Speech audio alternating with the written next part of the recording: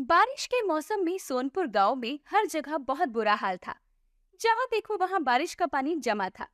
कीर्ति और संध्या अपने कंधों पर अपनी स्कूल का बस्ता टांगे घुटनों तक भर पानी में चलकर आ रही थी। चलते चलते दोनों अपने घर पहुंची। अच्छा हुआ कि तुम दोनों स्कूल से आ गई। आज तो तुम दोनों मुझसे जिद करके स्कूल चले गए, लेकिन कल से मैं तुम्हें स्कूल बिल्कुल भी नहीं जाने दूंगी। रोज के रोज बारिश से यहाँ पर इतना सारा पानी भर जाता है। अगर किसी दिन तुम्हें चोट लग गई तो इस मौसम में जल्दी ठीक भी नहीं होगी। चुपचाप दोनों कल से घर पर ही रहकर पढ़ाई करना।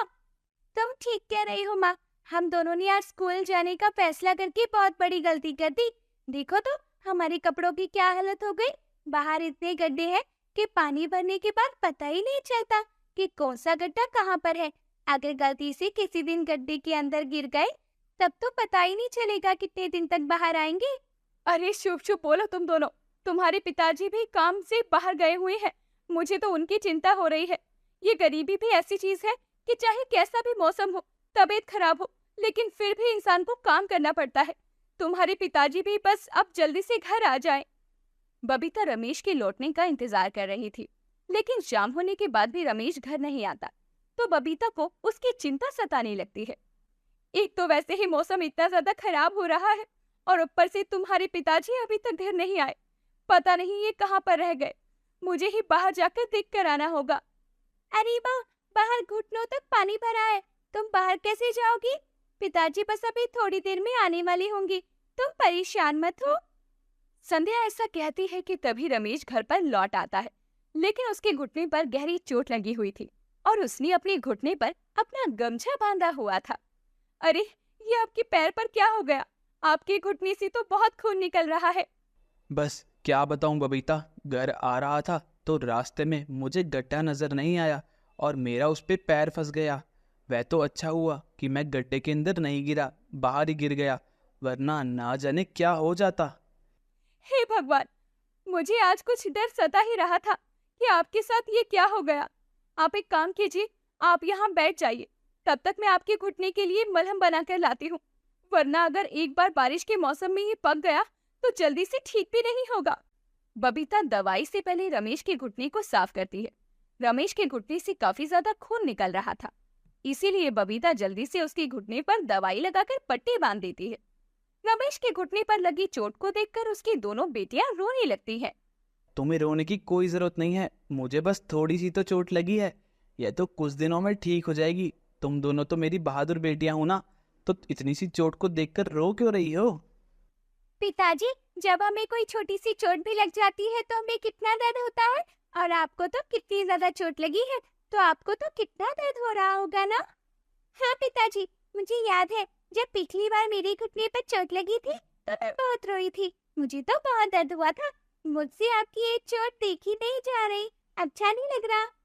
बेटा, तुम दोनों को याद है जब तुम दोनों को चोट लगी थी तो मैंने तुम दोनों को हल्दी वाला दूध पिलाया था, और हल्दी का दूध पीते ही तुम दोनों कितनी जल्दी ठीक हो गई थी। उसी तरह मैं तुम्हारे पिताजी को भी अभी हल्दी वाला दूध बनाकर दे दूंगी, तो देखना तुम्हारे पिताजी भी कितनी जल्दी ठीक हो जाएंगे। अच्छा सुनो बबीता, तुम मेरे लिए हल्दी वाला दूध बनाओगी तो उसके अंदर आधा पानी मिला देना और थोड़ी सी चीनी भी डाल देना। मुझसे ऐसा फीका दूध पिया नहीं जाएगा। अच्छा ठीक है जी, मैं अभी लेकर आती हूँ। बबीता जल्दी से रमेश के लिए हल्दी वाला दूध बनाकर लाती है। उसे पीकर रमेश सो जाता है, लेकिन अगले दिन जब वो उठता है तो देखता है कि उसके पैर पर बहुत ज्यादा सूजन आ चुकी थी। हे भगवान, आपके पैर पर तो बहुत ज्यादा सूजन हो गई है। एक काम करते हैं, हम डॉक्टर के पास चलते हैं। डॉक्टर ही इसके लिए आपको दवाई देगा। अरे ये कुछ नहीं है बबीता, चोट लगी है तो सूजन तो आएगी ही, लेकिन चिंता करने की कोई बात नहीं है। ये सूजन भी कुछ दिनों में ठीक हो जाएगी। अरे ऐसे कैसे ठीक हो जाएगी? आप अच्छी तरह जानते हैं कि बारिश के मौसम में चोट कितनी ज्यादा पक जाती है। उसके बाद भी आप ऐसी बातें कर रहे हैं। हमें इसके लिए बिल्कुल भी लापरवाही नहीं करनी चाहिए। आप जल्दी से उठिए और मेरे साथ डॉक्टर के पास चलिए। बबीता रमेश को डॉक्टर के पास लेकर जाने ही वाली होती है कि तभी बहुत तेज बारिश शुरू हो जाती है। बारिश होने की वजह से बबीता रमेश को डॉक्टर के पास नहीं लेकर जा पाती। इसी तरह कुछ दिन तक लगातार बारिश चलती है, लेकिन बारिश के चलते रमेश डॉक्टर के पास नहीं जा पाता, जिस कारण उसकी तबीयत बहुत ज्यादा खराब हो जाती है। उसके पैर पर इतनी ज्यादा सूजन आ जाती है कि उसका पैर सूजकर दुगना मोटा हो जाता है। देखिए, अब चाहे बारिश हो या कुछ भी हो, लेकिन मुझे आपको डॉक्टर के पास लेकर जाना ही पड़ेगा। दिन पर दिन आपकी हालत और ज्यादा खराब होती जा रही है। मैं एक बार बबलू भैया के घर जाती हूँ, उनके पास गाड़ी है, तो वो आपको अपनी गाड़ी में बिठाकर अस्पताल ले जाएंगे। बबीता अपने पड़ोस में रहने वाले बबलू भैया के घर जाती है और वो उन्हें सारी बात बताती है। तो बबलू जल्दी से रमेश को लेकर अस्पताल जाता है। आप लोग इतने लापरवाह कैसे हो सकते हैं? इतने दिनों से उनके पैर में चोट लगी हुई है और आप अब इन्हें हॉस्पिटल लेकर आ रहे हैं। माफ कीजिएगा डॉक्टर साहब, लेकिन इतने दिनों से बारिश रुकने का नाम नहीं ले रही थी। मैं तो कब से इन्हें अस्पताल लेकर आना चाहती थी, लेकिन रास्तों पर इतना पानी भरा था कि मैं चाहकर भी इन्हें अस्पताल नहीं ला पाई। वो तो अच्छा हो कि बबलू भैया ने हमारा भला किया और वो हमें लेकर अस्पताल आ गए। देखिए, आप इन्हें अस्पताल लेकर तो आ गई, लेकिन अब कुछ दिन तक हमें अस्पताल में ही भर्ती करके रखना होगा। हमें कुछ दिन तक इनका खास ध्यान रखना होगा। इस चोट का समय से इलाज ना करवाने की वजह से इनके पैर में इन्फेक्शन फैल गया है, इसलिए हमें अस्पताल में रखकर दिन का ध्यान रखना होगा। लेकिन उसके लिए आपको हर रोज अस्पताल में 2000 रुपये जमा करवाने होंगे। हर रोज 2000 रुपए? ठीक है डॉक्टर साहब, लेकिन आप कितने दिन तक इन्हें अस्पताल में रखेंगे? देखिए, अभी हम कुछ कह तो नहीं सकते, लेकिन कम से कम भी 1 महीना या हो सकता है 2 महीने भी अस्पताल में रखना पड़े। आप अस्पताल में इनके लिए आज के 2000 रुपये जमा करवा दीजिए। बबीता अपने साथ थोड़े बहुत पैसे लेकर आई थी, इसीलिए वो उन पैसों में से डॉक्टर को 2000 रुपए दे देती है।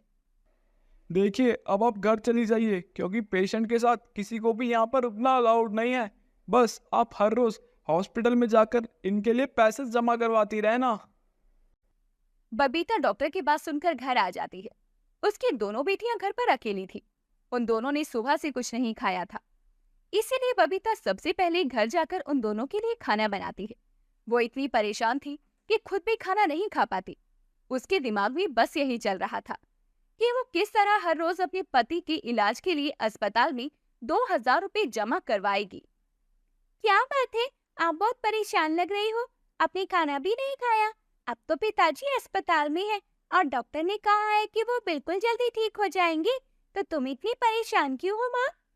कुछ नहीं बेटा, बस अस्पताल में मुझे हर रोज पैसे जमा करवाने हैं, लेकिन मेरे पास इतने पैसे नहीं है कि मैं हर रोज अस्पताल में इतने पैसे जमा करवा सकूं। मैं तो पढ़ी लिखी भी नहीं हूँ कि बाहर जाकर कोई काम कर सकूं। मुझे समझ नहीं आ रहा, मैं हर रोज अस्पताल में इतने पैसे कहाँ से जमा करवाऊंगी। अरे माँ, जब बारिश में मैं और कीर्ति स्कूल से आते थे तो रास्ते में एक अंकल चाय पकौड़ी का ठेला लगाते थे। बारिश में तो वैसे भी लोगों को चाय पकौड़ी खाने बहुत पसंद होते हैं, इसीलिए उनके ठेले के पास लोगों की भीड़ लगी रहती थी। इतनी बारिश में भी लोग उनके यहाँ पर आकर चाय पकौड़ी खाती थी। तो क्यों ना तुम भी चाय पकौड़ी का काम शुरू कर लो। तुम एक प्लेट पकौड़ी 50 की बेचना, तो शाम तक तुम्हारी अच्छी कमाई हो जाएगी और पकौड़ी बेचने में हम दोनों भी तुम्हारी मदद करेंगे। हाँ हाँ, दीदी बिल्कुल ठीक कह रही है। तुम्हें पकौड़ी बेचने के लिए बाहर जाने की भी जरूरत नहीं है। हम पिताजी के पुराने ठेले को घर के बाहर लगा लेंगे और अपने पास जो पुरानी बड़ी वाली छतरी है उसी ठेले पर लगा लेंगे, ताकि बारिश में तुम्हें भी आराम ना हो और तुम आराम से पकौड़ी बना सको। बबीता को अपनी बेटियों की बात सही लगती है और अगले दिन से वो अपने पुराने ठेले पर पुरानी छतरी लगाकर चाय पकौड़े बेचनी शुरू कर देती है। लेकिन जैसे ही बारिश तेज होती है तो तेज आंधी चलने लगती है, जिस वजह से उसकी छतरी भी टूट जाती है और ठेला पुराना होने की वजह से बहुत कमजोर था, इसीलिए वो भी टूट जाता है, जिस वजह से बबीता बहुत निराश हो जाती है। अब तक तो सिर्फ मैंने अपना ठेला लगाया था, लेकिन वो भी टूट गया। अब मैं कैसे चाय पकौड़ी बेचने का काम करूंगी? अरे माँ, हमारा ठेला टूट गया है तो क्या हुआ, लेकिन चाय पकौड़ी तो हम अभी भी बना सकते हैं। मतलब ये कि तुम घर में चाय पकौड़ी बनाओ। हम घर के बाहर चाय पकौड़ी का एक बड़ा सा पोस्टर लगा देंगे, जिसे देखकर लोग हमसे चाय पकौड़ी खरीदने आएंगे। कीर्ति के कहने पर बबीता ऐसा ही करती है। दोनों बहनें मिलकर घर के बाहर प्लास्टिक का एक पोस्टर लगा देती हैं, जिसे देखकर लोग उनके घर के दरवाजे पर चाय पकौड़े खरीदने के लिए आने लगते हैं। बबीता चाय पकौड़ी बनाकर देती जाती है और उसकी दोनों बेटियां ग्राहकों को चाय पकौड़ी देकर उनसे पैसे लेकर गले में रखती जाती हैं। इस तरह बबीता की हर रोज बहुत अच्छी कमाई होने लगती है। जिस वजह से वो अपने पति का इलाज भी अच्छे से करवा पाती है। कुछ महीनों के बाद जब उसका पति का इलाज पूरा हो जाता है तो वो अपने घर वापस आ जाता है और बबीता का चाय पकौड़े का काम बारिश में इतना अच्छा चल जाता है कि बारिश का मौसम खत्म होने के बाद भी लोग उसके चाय पकौड़े की मांग करते हैं। तो बबीता गांव के बाजार में अपना एक चाय पकौड़े का ठेला लगा लेती है, जिसे वो और रमेश दोनों मिलकर अच्छे से संभालते हैं। नेहा को चाट खाना बहुत पसंद था। साथ ही उसे चाट खाने के साथ साथ चाट बनाना भी बहुत अच्छा लगता था। वो हर दिन तरह तरह के चाट बनाया करती, जैसे आलू चाट, ऑमलेट चाट, पास्ता चाट, कचौड़ी चाट। लेकिन इनमें से सबसे ज्यादा स्वादिष्ट चाट था समोसा चाट, जो कि नेहा बहुत ही अच्छा बनाया करती। ऐसे ही एक दिन नेहा अपने ससुराल वालों के लिए समोसा चाट बना रही थी। समोसा चाट ससुराल में सबको पसंद आता है, लेकिन कहते हैं ना कि हर ससुराल में सास बहू की खट्टी मीठी नोक-झोंक ना हो, ऐसा तो हो ही नहीं सकता। नेहा के ससुराल में भी सभी को समोसा चाट पसंद आता है, सिवाय उसकी सास कुंती के। अरे हाय, लगता है तेरे माँ बाप ने तुझे चाट बनाने के अलावा और कुछ सिखाया ही नहीं है। जब देखो तब चाट बनाती रहती है। अरे भाई, इस दुनिया में चाट के अलावा भी और सी बहुत सी चीजें हैं जो खाने में बहुत स्वादिष्ट लगती हैं और लाजवाब होती है। लेकिन अब कौन दीवार पर अपना सर मारे, क्योंकि मेरी बहू को तो खाना बनाना आता ही नहीं है। चाहे मैं कितना भी बोल लूं, वो तब भी चाट का खानदान मेरे आगे लाकर परोस देती है। अरे माँ जी, आप एक बार समोसा चाट खाकर तो देखो, बहुत टेस्टी है। मुझे चाट खाना बहुत पसंद है, इसीलिए मैंने बड़े प्यार से चाट बनाई है। और आज तक कभी ऐसा नहीं हुआ है कि मैंने चाट बनाई हो और वो टेस्टी ना बनी हो। अरे तूने तो चाट बनाने में पीएचडी कर रखी है ना, इसीलिए तेरी चाट इतनी अच्छी बनती है। वहीं अगर मैं तुझे शाही पनीर और गाजर का हलवा बनाने को बोल दूं, तो तेरे कान से धुआं निकलने लग जाएगा। कोई बात नहीं माँ जी, मैं आपके लिए खाना बनाना भी सीख लूंगी। आपको खुश रखना ही तो मेरा धर्म है। फिर चाहे मुझे खाना बनाना पड़े या झाड़ू पोछा करना पड़े, मैं वो भी करने को तैयार हूँ। अरे जा, लंबे लंबे फेंकना तो बहुत अच्छे से आता है तुझे। अरे वो तो मेरे बेटे के कर्म फूटे थे जो उसने तुझसे शादी कर ली। वहीं अगर मैं अपनी पसंद की बहू लेकर आती ना, तो वो भी पूजा बहू की तरह सर्वगुण संपन्न और समझदार होती। पर आजकल के बच्चों को तो लव मैरिज का जैसे भूत ही सवार है। सास की ऐसी कड़वी बातें सुनकर नेहा का मन उदास हो जाता है। वो किचन में जाकर बर्तन साफ करने लगती है। तभी नेहा की जेठानी पूजा आती है और पूजा नेहा को समझाते हुए बोलती है, नेहा, माँ जी की बात का बुरा मत मानना। तुम्हें तो पता है ना, माँ जी को थोड़ा ज्यादा बोलने की आदत है, इसीलिए वो तुम्हें ये सब बोलती रहती है, वरना वो दिल की बहुत अच्छी है। दीदी, मुझे माँ जी की बातों का बुरा नहीं लगा, लेकिन मैं बस इतना सोचती हूँ कि आखिर ऐसी कौन सी कमी रहती है जो माँ जी इतना बोलती हैं। हाँ, जानती हूँ कि मुझे खाना बनाना नहीं आता, लेकिन मैं सबको खुश करने के लिए तरह तरह की चाट तो बनाती रहती हूँ ना। देखो, चाट बनाना अच्छी बात है, लेकिन चाट बनाने के साथ साथ हमें बाकी के कामकाज भी आने चाहिए। तुम्हें तो पता है ना, इंसान का पेट चाट खाने से नहीं भरता, इसीलिए तुम्हें अब बाकी का खाना बनाना भी सीखना होगा। और चिंता मत करो, मैं तुम्हें सब सिखाऊंगी। आपका बहुत बहुत शुक्रिया दीदी, सच में आप बहुत अच्छी हो। एक जेठानी होने के बावजूद आप मेरे साथ एक बड़ी बहन जैसा व्यवहार करती हो। हाँ, तो मैं तुम्हारी बड़ी बहन ही हूँ। अगर गलती करोगी तो कान के नीचे लगाऊंगी भी। ऐसे में अब पूजा नेहा को बाकी सारा खाना बनाना भी सिखाने लगती है। नेहा भी पूरा मन लगाकर खाना बनाना सीखने लगती है। ऐसे ही समय बीतने लगता है। नेहा को सोशल मीडिया से जुड़े रहना बड़ा ही अच्छा लगता था। वो अपने सोशल मीडिया पर हमेशा अपने व्यूअर्स को तरह तरह की चाट की रेसिपी शेयर किया करती। ये सब देखकर नेहा की सास बहुत गुस्सा होती थी। ऐसे ही एक दिन नेहा अपने कमरे में बैठकर अपनी रेसिपी वाली वीडियो में एडिटिंग कर रही होती है। तभी वहां उसकी सास आ जाती है और सास गुस्से में अजीब सा मुंह बनाती है। अरे सारा दिन बस कंप्यूटर के आगे बैठी रहती है, पता नहीं ये सब करके क्या मिलता है इसे। पता नहीं कौन से करम फूट गए थे मेरे बेटे के, जो उसने इस नालायक से शादी कर ली। अरे लाख बातें सुनने के बावजूद इसका वही हाल है। इससे साफ पता चलता है कि इसे कितना भी बोलो, लेकिन ये करेगी वही जो इसके मन में हो। तभी पूजा अपनी सास को नेहा के लिए उल्टा सीधा बोलती हुई सुन लेती है और वो अपनी सास को समझाती हुई बोलती है, माँ जी, क्या बात है, आपको नेहा से कुछ ज्यादा ही शिकायत है? शिकायत तो होगी ना पूजा बहू। एक तो इसे कोई काम नहीं आता, दूसरा सारा दिन अतरंगी चाट बनाने लगती है, ऊपर से कंप्यूटर के आगे बैठकर पता नहीं क्या क्या करती है। अगर यही सब करने से घर गृहस्थी चलती ना, तो किसी औरत को घर का काम सीखने की जरूरत ही नहीं होती। माँ जी, औरतों को घर के काम के साथ साथ बाकी के बाहर के कामकाज भी तो आने चाहिए ना। वैसे भी नेहा खाना बना लेती है, फिर आपको नेहा से क्या शिकायत है? शिकायत तो बहुत है बेटा, वो शिकायत कभी खत्म नहीं हो सकती, क्योंकि मैं इसे बिल्कुल भी पसंद नहीं करती। माँ जी, बात को समझने की कोशिश करो। नेहा भी हमारे घर का हिस्सा है और हमें अपने ही परिवार के सदस्य से मुंह नहीं मोड़ना चाहिए। पता नहीं तुझे कब समझ आएगा बहू कि वो हमारे घर के लायक नहीं है। अगर मैं उसे बिल्कुल भी पसंद नहीं करती तो उसकी वजह ये है कि मेरे बेटे ने मेरे खिलाफ जाकर इससे शादी की है।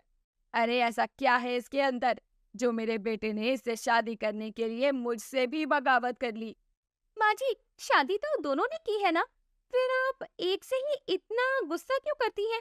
नेहा दिल की बहुत अच्छी है। अरे रहने दे पूजा बहू, मुझे इस बारे में कोई बात ही नहीं करनी है। ऐसे ही समय बीतता जाता है, लेकिन नेहा की सास के मन में नेहा के लिए नफरत बढ़ती जाती है।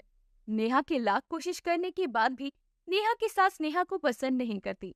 ऐसे ही एक दिन नेहा का पति अमन और पूजा का पति विजय दोनों उदास चेहरा लेकर ऑफिस से घर आते हैं।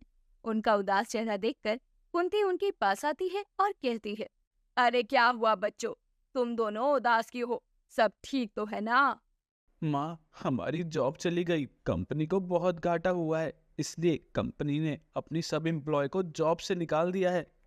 अरे बेटा कोई बात नहीं, दूसरी नौकरी देख लेना। इसमें इतना परेशानी होने वाली बात ही क्या है? दुनिया में नौकरियों की कमी थोड़ी है। आपकी बात बिल्कुल ठीक है माँ, लेकिन हमें जिस काम का एक्सपीरियंस है हम उसी फील्ड में अपनी जॉब देखेंगे ना।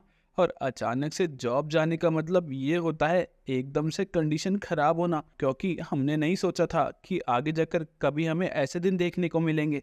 वही तो माँ, हम बहुत परेशान हैं। हमें कुछ भी समझ नहीं आ रहा कि हम क्या करें। अरे मेरे बच्चों, तुम बिल्कुल भी परेशान मत हो। मैं जानती हूँ कि थोड़ा वक्त लगेगा, लेकिन मुझे अपने बच्चों पर पूरा भरोसा है। तुम सब कुछ ठीक कर दोगे। अमन और विजय दोनों एक ही कंपनी में जॉब करते थे और अचानक से कंपनी बंद हो जाने से उनकी जॉब चली जाती है, जिस वजह से घर में आर्थिक स्थिति बहुत खराब हो जाती है। दोनों भाई जॉब की तलाश में थे, लेकिन दोनों में से किसी की भी जॉब नहीं लग रही थी। ये सब देखकर नेहा को बहुत बुरा लगता है और वो एक दिन अपनी सास से कहती है, माँ जी, मैं जानती हूँ कि अभी घर की स्थिति बहुत खराब चल रही है, साथ ही साथ घर के जो भी खर्चे हैं उसे भी मैनेज करना मुश्किल हो रहा है। मैं सोच रही थी क्यों ना मैं चाट बेचना शुरू कर दूं। मेरे हाथों की चाट लोगों को बहुत पसंद है। वैसे मैं कभी चाहती नहीं थी कि मेरे घर की बहू कभी ये सब काम करे, पर घर की स्थिति को देखते हुए मुझे तुझे ना चाहते हुए भी ये काम करने की इजाजत देनी पड़ेगी।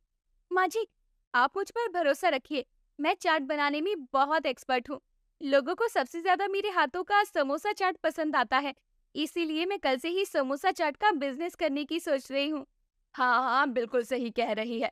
मैंने कभी तेरी तारीफ नहीं की, लेकिन आज मैं तुझे बता रही हूँ, तेरे हाथों के चाट बहुत स्वादिष्ट होते हैं और सबसे ज्यादा समोसा चाट।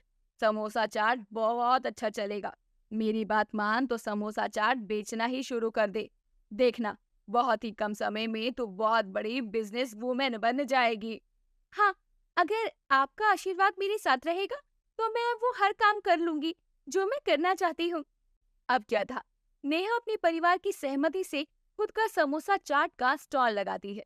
उसकी समोसा चाट बहुत ही टेस्टी हुआ करती थी, जिस वजह से उसके स्टॉल के पास में बहुत भीड़ लगी करती।